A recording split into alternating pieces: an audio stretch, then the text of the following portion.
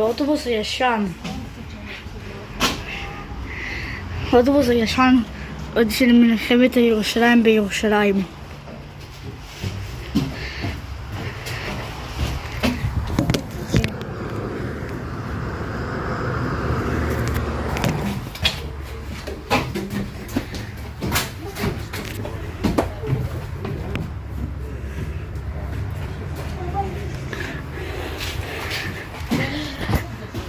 הנה, עוד מכונית.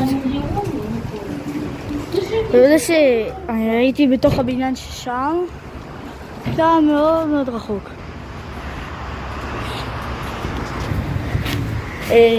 עכשיו יש שם וידאו שאמר שיש מישהו, אחד מהמפקדים, אמר שבתי שמישהו אמרו, אנחנו רוצים, מישהו רצה לדבר איתך, אמר, אנחנו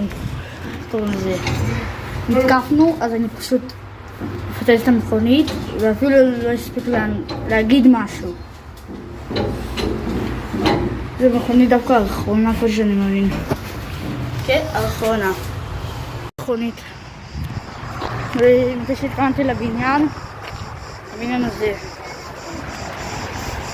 היינו בתוכו. בתוך הבניין הזה. Так как все сгорело, они тут время нарвали.